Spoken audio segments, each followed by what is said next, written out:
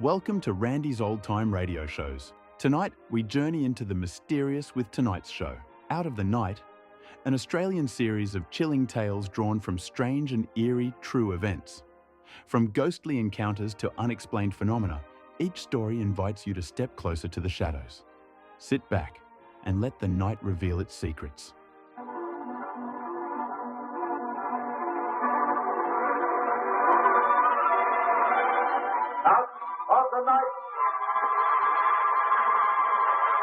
Out of the night comes the whispering voice of the night wind to tell you a strange story of a small boy in serious trouble with the British Empire.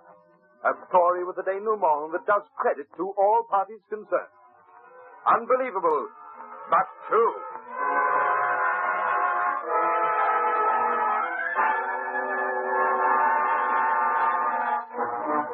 I tell you, I didn't steal the money, Father. I didn't steal it.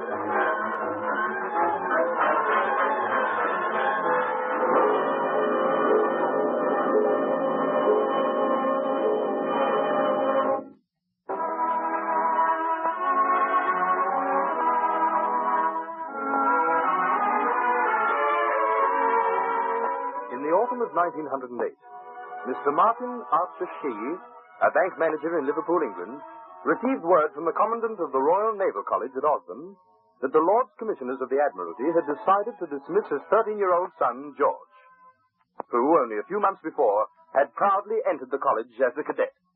Martin, what's worrying you? Listen to this, my dear. Dear sir, my lords deeply regret they must request you to withdraw your son from Osborne. A 5-shilling postal order was recently stolen from the locker of one of the cadets. Stolen, forged, and cashed. And after a consideration of all the available evidence, we are forced to the unfortunate conclusion that George Archer Shee is the guilty party. We deeply regret having to convey this information to you. George, a thief? It can't be true. Surely you don't believe it, Martin? No, my dear, I don't. What can we do about it, Martin? Oh, I don't know, my dear. I don't know. But I'm going to Osborne immediately.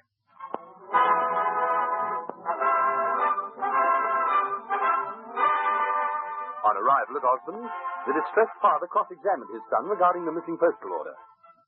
The boy protested his innocence, and his father immediately sought and was granted an interview with the Commandant.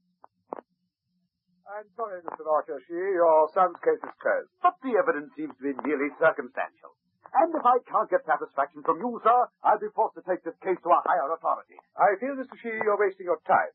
The Lords of the Admiralty even once allowed the dismissal of a cadet to be reviewed by the inevitable or outraged family.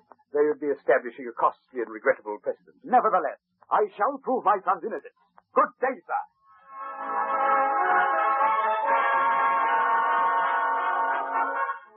Then came a struggle that was maddening as well as frustrating. Mr. Archer Shee, a bank manager of Liverpool, had challenged bureaucracy to battle. He was fighting the massive, complacent inertia of a government department, which was not used to being questioned, nor liked to be bothered. Gradually, the episode began to find its way into print, and there were plenty of smug old gentlemen in clubs who readily declared that this man, Archer Shee, was making a confounded nuisance of himself. You've seen the Times today, Montgomery? Yes, haven't. This Archer Shee got damned high, don't you think? Dog impertinence. Believe he's retained Carson to fight the boy's case. Lot of nonsense. Taking up the country's time and money. I don't know what the place is coming to. Next thing we'll have a revolution on our hands. It's not like the old days. Not at all like the old days.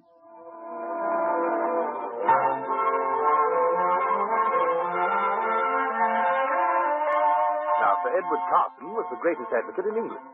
It was he who brought down in ruins the sparkling and brittle edifice of Oscar Wilde.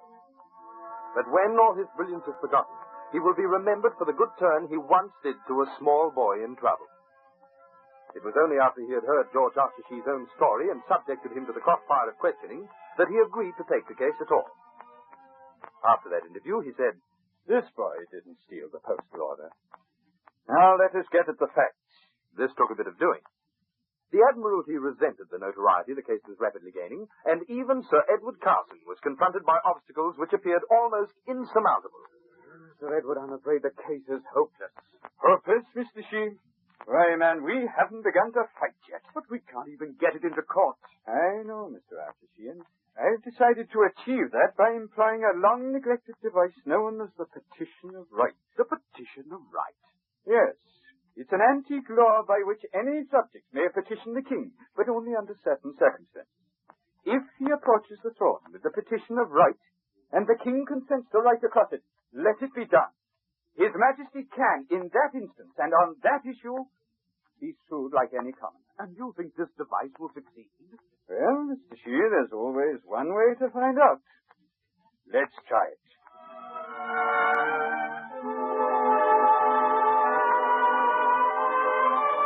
The trial was ordered.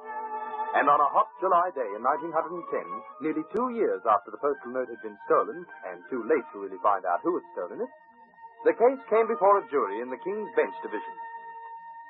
Now it was being treated by the press in column after column as a cause célèbre, and the whole of the empire was following it with bated breath. Carson, the great Sir Edward Carson, was on his feet, his vibrant voice penetrating to every corner of the courtroom. Mr. Martin Archer Shee's son has been branded a thief and a forger. A boy, 13 years old, is labeled and ticketed for all his future career in either His Majesty's service or, indeed, in any other service. Gentlemen, I protest against the injustice to a little boy, a child 13 years of age, who, from the day he was first charged, has never faltered in the statement that he is an innocent boy.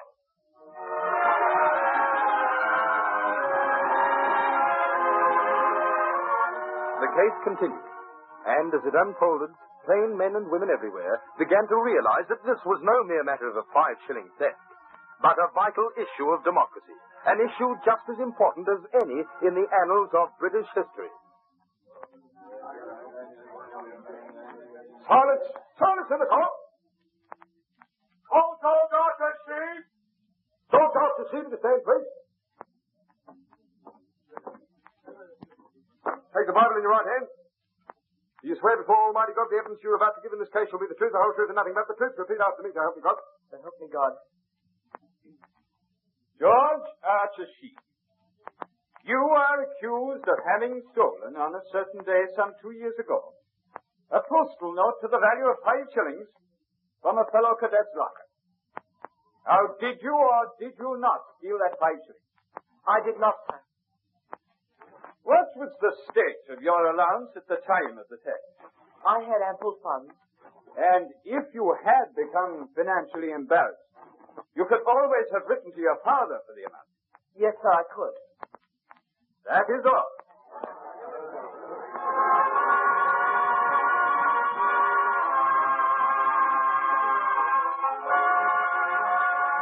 A mass of evidence was sifted and witnesses cross-examined. First came young Terence Back, cadet gunner whose postal note it was. Then Commander Richard, Rebel, Arthur, the Wellington, Stapleton, Cotton, the college commandant. And finally, most important of all, Miss Anna Clara Tucker, the postmistress. Miss Tucker, on the day in question, had any cadets been to the post office? Yes, 2. One to buy 15 and 6 postal order, and the other to buy 2, totaling 14 and 9. And it was one of them who had cashed that stolen order? Yes. Now, could you, Miss Tucker, pick out the boy who cashed that order? Well, sir, they all look so alike in their uniforms that, quite honestly, I wouldn't know one from the other. Then how is it that you told Commander Cotton it was Cadet Archer Shee who had cashed the stolen order? Oh, that's quite simple, sir, because I remember the stolen order was cashed for the boy who had bought the postal order for 15 and 6. And your records show that boy was Cadet Archer Shee? Yes. The cashing of the stolen order and the issuing of the order for 15 and 6 had taken place at the same time? Oh, well, one transaction after the other. Your records show that? No, but I remember. Were there any interruptions between the 2 transactions? I don't remember. But there might have been. Yes, after all, I was in sole charge of the office at the time. Then there would be the telephone to answer, telegrams to take down as they came over the wire. Yes, and the mail to sort out. These matters often took you away from the window? Yes. Even into the back room? Sometimes. So, sometimes If one cadet should go away from the window and another step into his place during any one of the interruptions, you might not notice the exchange? Well, Miss Tuffet? Yes, that's true. And since, on your own testimony, all cadets look alike, couldn't the one in this very instant have taken the place of another without you realizing when you returned to the window that you had not been dealing throughout with the same boy? Possibly. So, but now, you cannot say positively it was Archer Shee who had cashed that stolen order. Well, I never said that exactly. Nor can you even be sure that the stolen order had, in effect, been cashed by the same cadet who bought the order for 15 and 6. No, not exactly.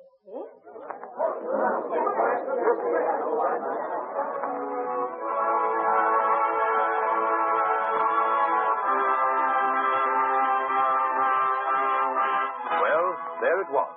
There was a gap in her story wide enough to drive a coach through. Therefore, when the court opened on the fourth day, the Crown Prosecutor, Sir Rufus Isaacs, announced that he no longer wished to proceed with the case.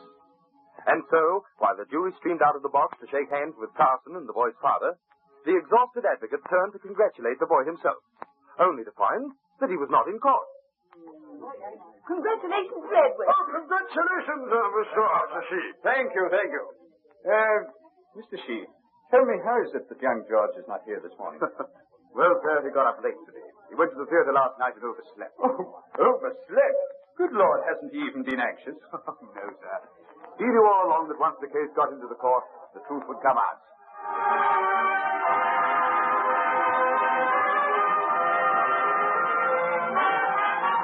For weeks, Sir Edward Carson had hardly been able to get any sleep. And here was young George Archer Shee with his future in the balance, accepting the whole incident unruffled and calm.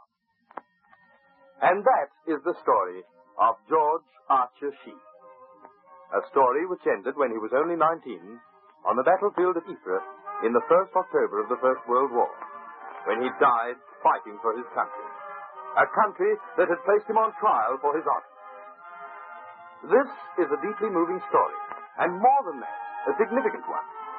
For it is only in a community governed by democracy, where the right of the individual is prized above the state, that the Archer Shee case could have happened.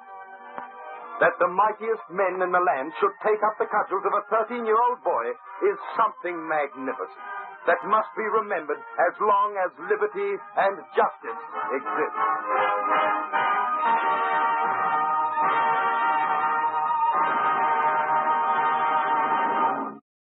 Well, folks, that's it for this episode here at Randy's Old Time Radio Shows.